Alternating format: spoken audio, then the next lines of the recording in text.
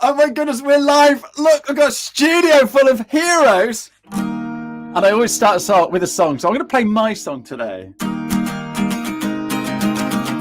You get out what you put in. Never gonna lose, never gonna win. As long as you're happy, you're always gonna grin. You get out what you put in. There you go. Nice one, Ashley. Welcome to show 200. Oh my goodness. I'm going to go around the room in alphabetical order. So Gillian, you're first. Tell everybody who you are, what you do, and also tell everybody what time it is where you are. Oh, good. Oh, goodness. Well, my name is Gillian Whitney. I am I'm so tired. I can't think of who I am. Should we come back to you? Yeah, it's 4:30 in the morning from Las Vegas that I'm joining. And only for this would I get up at 4:30 in the morning to join you to celebrate your 200th. So I am a LinkedIn live stream strategist and coach. I am with Video Easy Peasy, and I make video and live stream easy peasy. So that's me. Fantastic. Gus, I think you're next. Awesome. So yeah, hi everybody. I'm from Coventry, which is like the Las Vegas of the Midlands, how I call it. And so yeah, I'm a marketing strategist, social media specialist, and I occasionally help people with LinkedIn as well. Fantastic. And last, but by no means least, John Esperian. Thanks for having me, Ashley, and congratulations. Yes, I'm John Esperian, the relentlessly helpful LinkedIn nerd. I'm based in South Wales, and I'm a regular watcher of Ashley's program. So really delighted to be here to help him celebrate. Let's get into it. Well, thank you very much indeed. Look, you've written a book as well, John. So there you go. There it is.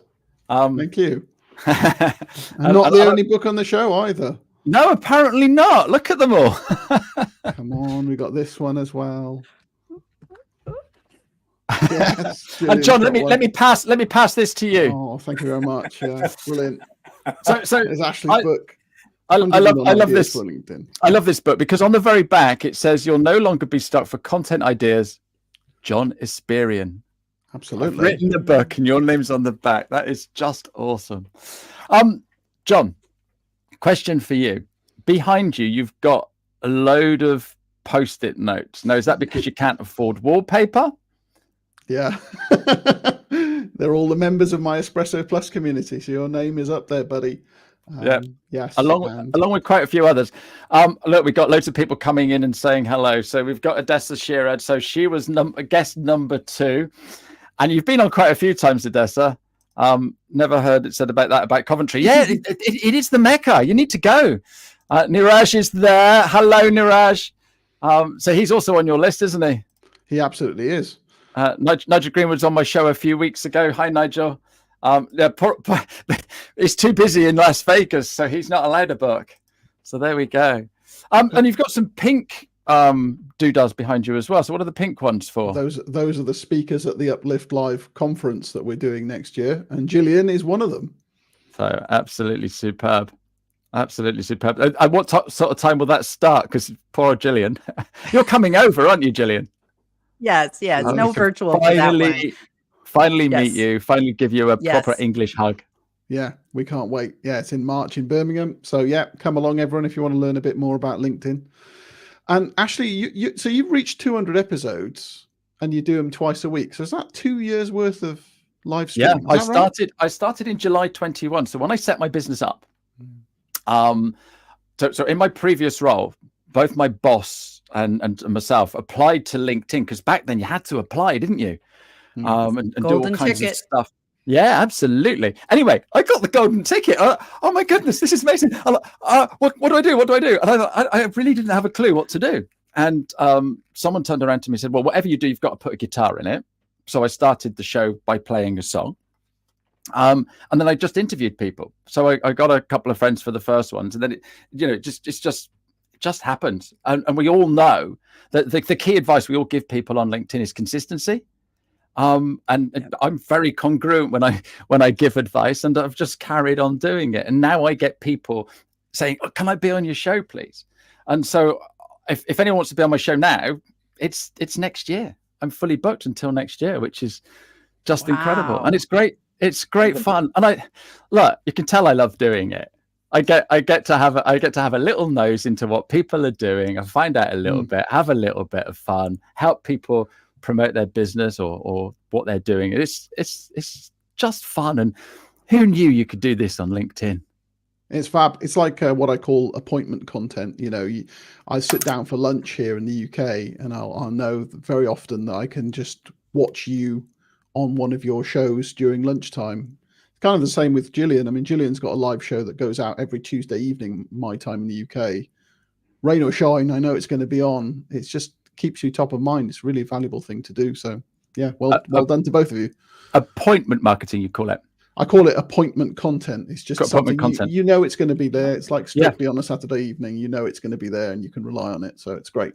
No, absolutely. We're both using StreamYard, John. So therefore, you're actually streaming to your LinkedIn and your YouTube, and I'm going to LinkedIn, Facebook, and YouTube as well. So we're going all over the shop.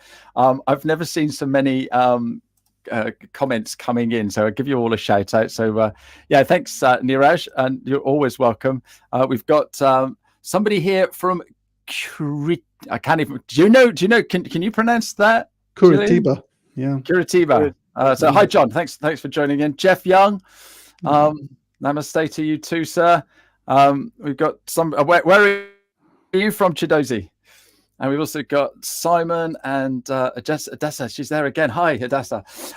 So I got a few questions, guys. I'm going to do it in alphabetical order.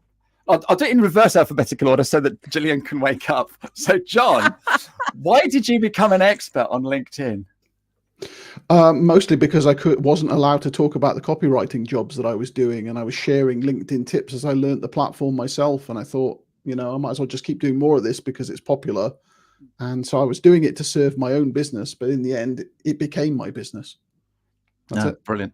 Awesome. Gus? For me, it was the ease and the simplicity of LinkedIn. So I'm a social media guy, and I've got about 40 social media apps on my phone, but it all comes to it's all about the audience. So I believe that LinkedIn is the best place to talk to an audience. And quite frankly, I love talking. So it's that's kind of why I love LinkedIn and got into LinkedIn. So that's what I teach other people to start finding an audience and talk to them. Fantastic. I'm going to come back to you in a minute because I didn't know there was 40 social media apps. And Gillian, so why are you a LinkedIn expert? So I'm one of those people that hopped over from Facebook several years ago because of the lack of organic reach. And I think that's what attracted with me to LinkedIn was that you could actually grow a business without having to pay any money at all. And of course, the first person I found was my mentor up there, John Espirian, and I began learning from him. And I read his book. We showed the book earlier, and I decided to, double down on video. But then I decided, hey, come on, as I'm learning, I'll teach everybody else because video on LinkedIn is not easy peasy. It's really complicated. So, that's why I got into LinkedIn, was just to continue to help people. As I learned, I taught. And I think that's what we all do on LinkedIn, learn and teach. Yeah, no, absolutely. And you all said the word help. And I think that's why we all bond together, because we just love helping people. And like you say, it's not easy peasy, is it? And no. People come on to my workshops and they go, I don't know what I'm doing. Whereas on Facebook and Instagram, it seems easier. And is it because it's more difficult, or is it because it's unfamiliar? Gus, what do you reckon to that? I think, as with any social media, there's no dark art. But as John clearly says in his book, it's all about consistency and congruence. And I think if you are the same shape everywhere, it's something that we can teach others. The thing is, for us, we spend all day, every day on this platform. So we've learned the little nuances and the things to do, etc. For most people who have proper day jobs, it's harder for them. So that's where we come in to make it, to use Gillian's strapline, to make it easy peasy for others, from what we taught to teach others. Yeah, no, absolutely. And so, John, you run your Espresso Plus group. How many people in that group do you reckon are LinkedIn teachers, specialists, trainers, whatever you want to call us? It's about a third, and we've got just over, it's sort of 210 members or so now. So yeah, there's a good whack of people, good 60 or 70 people who specialize in some way. Not all of them are LinkedIn trainers, but a lot of them are. And the thing about this platform is that, okay, we need to explain the basics to a lot of people, but the rate of change, if you really want to be on the cutting edge, it's just hectic to keep up with. So many changes, at least a dozen every month, and it's hard work staying on top of it all, let alone going across other platforms. So yeah, so we're really specializing in giving people the advanced topics as much as possible, but yeah, and loads of specialists. Yeah, absolutely. Like you all. I just want to add to that, because I'm a member of Espresso Plus, and as a LinkedIn trainer myself, to be around so many people who want to make the most of LinkedIn, as well as the LinkedIn trainers. Like, I learned so much from John, and I have ever since, from the time I met him some years ago, and I met him through LinkedIn some years ago. And even though I like to think that I know a lot, there's always more to learn, and there's always, different people get different things at different times, etc. And I think from learning from others to then impart that and like help our business to help other people's business, etc. I mean, I'm a huge fan of Espresso Plus, so yeah, I very much love being a part of it. I really appreciate that, Gus. And what it really it speaks to the bigger picture that there's a lot of collegiate spirit in this place. And I'm not just talking about my community, but there are people who will go out there and, I mean, you're doing it with your show, Ashley. You're putting a spotlight on other business owners. You might let them fend for themselves, but you're actually showcasing someone. And I often discover new people through you because, you know a different set of people to what I do. But you're not scared of bigging up other people, helping them, giving them tips without necessarily asking for anything in return. And that's a great way to be. I think that's fantastic, and we need more of that, I think. I've got an abundance mindset, so that there's nearly 1 billion people on LinkedIn. So look, there's enough room for a few trainers, isn't there? I think that's the thing, and it's I tell this story quite often. But when I was working as a software guy for an accountancy firm, I mastered the software, and I went out helping my clients with some of the things they could do. And they were going, oh my goodness, this is amazing. And I said, well, can you give me a testimonial? And this accountant turned around and said, no, not at all. I said, well, why not? She said, well, if I give you a testimonial, everybody else is going to buy it and they'll have the same competitive advantage that I've got. That doesn't go on today. And I speak to accountants today and they go, oh no, I share this and I share that. And why don't we have an abundance mindset? It's absolutely crazy. Gus, you said you've got 40 apps on your phone for social media. So which ones are we missing out on? Damn, don't. Yeah. So I knew you're going to ask me that. So, okay, let's start. I'm going to run through them really quickly. So obviously we have what I call the Champions League spots. So we have the Facebook, the Instagram, LinkedIn, obviously, and I would say Twitter versus TikTok. It's like Arsenal versus Tottenham. I think there's always one of them that are going to get the fourth spot, kind of thing. And then we have, the next level down, the European places. We have things like Pinterest and Snapchat and and all that kind of stuff. But then we can talk about the new ones like T2 or Spill or I heard one the other day. I think it was called No Name or something like that kind of thing. And then we have things like Parler and Discord and Hive. We still have Clubhouse. Remember Clubhouse? As some people still use it allegedly. That's still going. Yeah, and all that kind of stuff. And then there's those that we may not see as social media, but actually still act as apps, like things like Canva or Adobe Express, etc. And then all of a sudden, your phone's full of all these things that we need to use. And I know John uses a few others like Camtasia and things like that. And all of a sudden, you've just got a phone full of apps.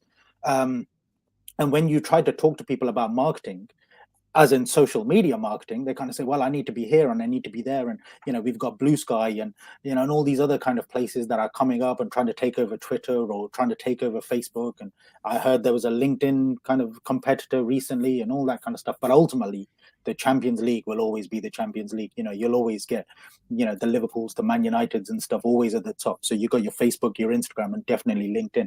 And like I said to somebody earlier, I think LinkedIn is the godfather of social media, not only because it's one of the oldest, but also I think one by one it's picking off all the others basically, and ultimately it's the one that's going to stand the test of time.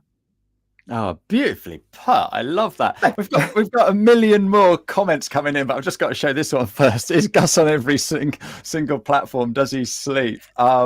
Sleep is overrated. Yeah, sleep is overrated. Absolutely. Yeah, absolutely. So I just pretend I'm in Vegas all the time. That's the thing. We've got Tina from Belgium. We've got Jane, James, Tatiana, Jeremy. I love this. Thank you, Jeremy. He's calling us kids. Isn't that lovely? Margaret Bradshaw, she's on my show tomorrow. She is an absolute scream. So tomorrow is going to be just as crazy as today. Hi there, LinkedIn user. Nigel, this is the thing, Nigel, and you do exactly the same with your business. It is all about collaborating and supporting each other, which is why my song has got the words in, you get out what you put in, because you absolutely do. John, you need to put a link in here somewhere so that people can come and join Espresso Plus, because it really is an absolutely amazing community. Thank you very much. It's easily found through my profile if anyone wants to take a look there. Where would that be? Would that be on LinkedIn, John? It would be exactly that. And actually, just on that point, Gus has just rattled off a massive long list of social media, which is all well and good. The thing is, it's good for trainers to know about these things, but as users, you're not going to be good on 40 platforms. Absolutely no chance. And in fact, you're probably not going to be good on 5 platforms unless you really do give up your sleep. But you can be good on 1 platform or maybe 2. So you've kind of got to pick your poison, really, and just say, right, this is the place that fits my vibe, fits my customers, and I'm going to plant my flag here and then do maybe a bit of dabbling elsewhere, but one main channel on social media is probably all you need. And then, you need a corner of your website, corner of the internet that you can call your own. I saw someone talking about this earlier today. It's like, I kind of regret not having somewhere where I can host all of my writing, because, he's a writer, but never published on his own channel.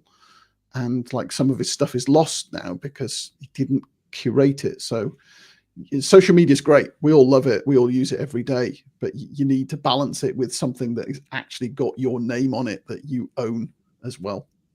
So on that note, I've got a question for all 3 of you. I know this is not my show, but I've got a question for all 3 of you. Speaking of which, if LinkedIn died tomorrow, where would you go?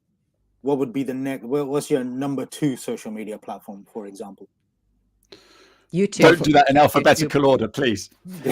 YouTube. So I'd go to YouTube because it's like I'm half there anyways. I have a YouTube channel. I live stream, like you said, Ashley. It's like you do this well. It's like you don't just go to one channel, you go to multiple channels. Sometimes LinkedIn doesn't work when you're streaming. So you like having that backup. So YouTube would be my number 2. Yeah, I think that's probably fair comment, but I never seem to think of YouTube as proper social media, because it doesn't have, unless I'm missing something, it doesn't have a DM component, does it? You can't send private messages to each other. And so I've always categorized it differently, but it's definitely the place to be if you want exposure. Right now, I'm really enjoying Threads. I've been using that a lot, and there seems to be a massive exodus from Twitter X. And they've put these voice notes in there, which automatically transcribe as well. So you can actually hear people's voices and read their content as well. I think it's really, really good.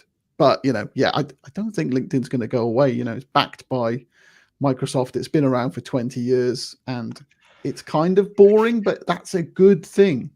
It's like putting your money in a low interest bank. It's safe and it will get you returns, rather than some wild investment on something that might be worth nothing tomorrow. So that's the way I see it. I'm glad you said that, John, because I don't know what I'd do if LinkedIn went tomorrow. Well, yeah, I love the chattiness of it, and the adding comments, and it's because I work here all on my own. It's my water cooler. It's my it's my staff canteen, or whatever you want to call it. I get to hang out with amazing people. People like Jeff Young, who's just put in the group how to join. What a top guy. Good man. We've got someone here from the Essex Riviera.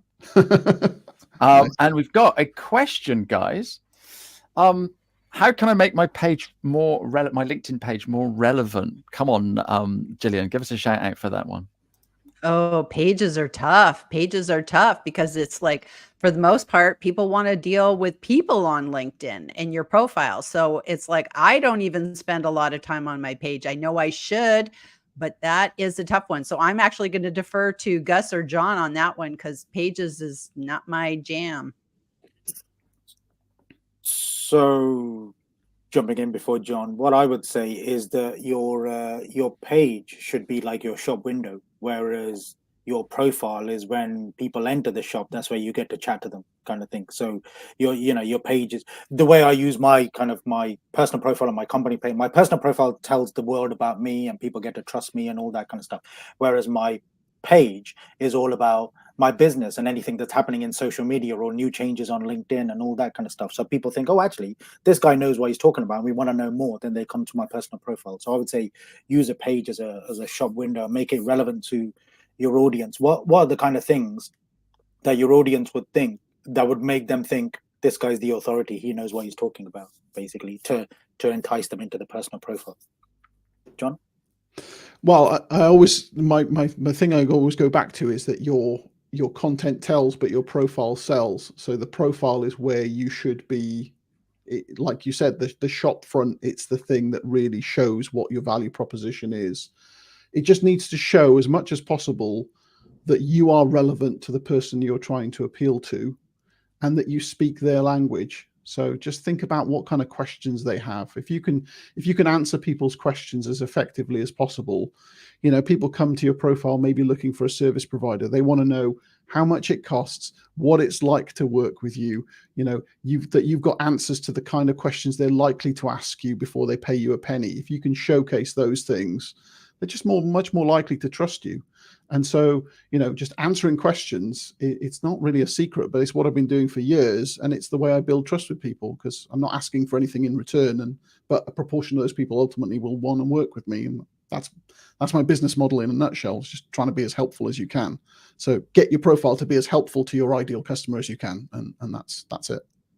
Yeah. People buy from people who they know, like, and trust. So let's build all that trust. And a good way to do that, Gillian, is video. Absolutely. We've not practiced or rehearsed this, but come on, tell us why we should be doing video, please. Because so many people, well, only is this right? Only 1% of people actually create content on LinkedIn. So what is the percentage of people of those people actually creating video? Well, John's the math nerd, so he's better on the stats with that, because it is a small amount that's creating video, but video is actually how you build trust. It's how you get visible. It's like people get to know you, like you, trust you, because ultimately you want to have people see you on LinkedIn, and then you want to move them off LinkedIn to have that buying experience, that customer experience. And the best compliment you can ever get with somebody is if they say, you're just like you are on a video. If you come across in person, like I'm going to come across in person to meet you guys next year in March, and you're not going to say to me, oh, wow, you're nothing like you are on video, because it's like, I'm exactly the same. And that's the honesty that I think comes with video. Yeah, absolutely. The only thing it doesn't do, Gillian, is height. That's true. I look really tall here because I'm close to the ceiling in my short shed. And when people meet me, they go, oh, you're smaller. Well, I'm 5'4". So just know when you meet me, I'm like a little dachshund. I got this long body and short legs. That's fantastic. I can't believe how many people are coming in and saying some nice things. So Akuzi's saying it's been brutal. So I don't know what's happening there. Someone else. Yeah, I've seen a lot of people talking about this in Espresso Plus about a lack of reach and visibility, and I'm noticing it myself with my own posts. It could be a misreporting thing, or it could just be a problem with the way that the algorithm is setting up. It's particularly true for groups content, and I've had someone from LinkedIn groups say as much. So yeah, but that's a blip. That should not change your strategy. A blip should not change your strategy. Yeah, absolutely. And as long as you're consistent, John. Yeah, if you keep showing up, then the blips will just even out over time. So don't use this as an excuse to say, oh, well, LinkedIn doesn't work, I'm going to go somewhere else. It is a blip. But what is true is that the more and more people on the platform all the time, so that wedge of the pie that you've got, the slice of the pie is probably thinning unless you keep turning up. So just be aware that there are more content creators coming to the platform all the time. I think the latest stat is actually more like 5 or even more % of people actually creating content now. Okay. But that's still not loads if you compare it with the likes of Facebook and so forth. So, still a place to get good visibility, I think. Yeah, absolutely. So Simon is a first timer today, but he just, John, you're awesome, he says. So that's all good to see. Tristan is a friend of ours, isn't he? Where is he? I saw he popped in and said hello. And I can't keep dropping in all the comments. So thank you very much for all the lovely things. What does this say? What if you in real life you're a bit daft and waffly? Yes, we. Gillian, answer that question, because we do want to see you being a bit daft and waffly. Look at me. You do. And actually that's the segue in. You do video and you do live, and people say, oh my gosh, with live, how could I do live? Because it takes me 60 million takes to do a video. How on earth would I ever do live? That's the beauty of live. You don't have to do 60 million takes. You flip on that button, you go live, and you're just like, I am who I am. I show up here. But you have what you're doing today is you're showing the comments. People are seeing, they're engaging. So to me, live takes all the great stuff of video, but then adds in the community that's on the other side. And that to me is the magic about live. It's not perfect, but we don't want it to be perfect. We want it to be a conversation. Yeah, it's natural, it's flowing. We meet up just before we go live, just to make sure that we're all working and the tech's all working, but we don't sit there and strategize what we're going to talk about. And Gus has put his hand up because he's got something to say and stuff like that. So we've got a few minutes left. John, I want you to tell everybody about Uplift Live, because this is it the first ever LinkedIn conference, or I don't know what you're calling it, but is it the first ever in the UK? Yeah, in the UK it is, and it's one of the first in the world. So this isn't an official LinkedIn event at all, but it's being put together by LinkedIn enthusiasts for other LinkedIn enthusiasts who just want to take their knowledge up to another level. And we've got excellent speakers from around the world to come together in Birmingham next March. So Gus is helping to co-organize it. Gillian is one of our speakers. Hope that we're going to see you in the audience, Ashley, and I'm going to be one of the speakers as well. It's just going to be a fab event, and usually social media conferences, LinkedIn's a bit of an afterthought, or it's not even there at all. So we just thought, let's just put something together ourselves and go really deep and nerdy and cut the waffle and get straight to the good stuff. So we're having a whole day of learning. So that's Birmingham, March next year. Fantastic. Drop us a line if you want some details. So is there anything going on? Are we having pre-parties, after parties? Is there anything else going on? Do we need to book? Gus is the man for that. Do we need to book a hotel room for the week? Yeah, for sure. So we've just arranged a deal with a beautiful hotel locally. So anybody who's got a ticket will get that information imminently. But yeah, there's going to be a pre-party the night before. Hopefully, all the speakers, because 5 of our 8 speakers are coming from abroad, so hopefully they're going to hang around. And they'll be at the party with us. So actually, the people, you're not just going to see these people for half an hour on stage. It's actually, we get to hang out in a room, we get to talk to each other. Thank you to Jeremy for putting in the link in there. So and obviously Jeremy's one of our co-organizers, but yeah, I'm managing the kind of the pre-party. And I should just add to what John said, the 8 speakers that we have on stage. So we had a wish list, and we kind of said these are our kind of more or less our top 10, and 8 of them said yes, and we only wanted 8. And the speakers that we have are the basically the top LinkedIn specialists from around the world. And it's going to be, as John said, we're going to go deep, we're going to go nerdy. If you want to make the most of LinkedIn and really learn that actually it's not a dark art, but there's so much to it, and we pick elements from it, and the ones that essentially make how we can make LinkedIn work and make money. That's kind of, let's not be around the bush. It's about growing our businesses, making connections, making friends, and making money. So that's what the conference is all about. No, absolutely fantastic. That's the quickest half hour ever. That is the quickest half hour ever. Just to end, last thought from each of you. Why do you love LinkedIn? And I'm going to go reverse order again, Gillian, just so you can get your thoughts. And Gillian, big special thanks to you. It's not even 5 o'clock, and you look just as fresh as a daisy as the rest of us. So thank you so much for coming. So John, why do you love LinkedIn? Quality of conversation. It's always thought-provoking. It's always supporting. It's always uplifting, and it's just my favorite social media network because of the chat. Perfect. Gus, why do you love LinkedIn? For me, it's exactly the same. It's we can find whoever we want and have good conversations with good people, and we get to curate the perfect audience. We get to connect to who we want to and speak to them and have conversations and essentially, only speak to good people, basically. Gillian, why do you love LinkedIn? The globalness. So the very fact that here we are talking across the pond, as long as you're okay about time zones, you can talk to anybody, anytime, anywhere, and talk to people in the future if they're in Australia and New Zealand and that. And the neat thing is that I started, really doing my LinkedIn journey when I lived in Israel. And I got to know people across the pond in England. And, now I'm back in the States. So it's the globalness and how you can meet anybody, anywhere. It's just a giant 24/7 party. Yeah, absolutely. It is absolutely fantastic. Lovely comments. Great to see so many people there. John, Gus, Gillian, thank you so much for making my 200th episode absolutely special. Thanks to everybody for all your wonderful comments. And we're gonna go out. I'm just gonna quickly give a shout out to Gabby, who's my guest next week. She is great fun too. But we're going to go out with a song. So thanks ever so much indeed. Thanks everybody. Cheerio, and we'll see you next time. Bye-bye. Okay. Thank you. Congratulations again. Bye. Congrats. Thank you. Bye-bye. You get out what you put in. Never gonna lose.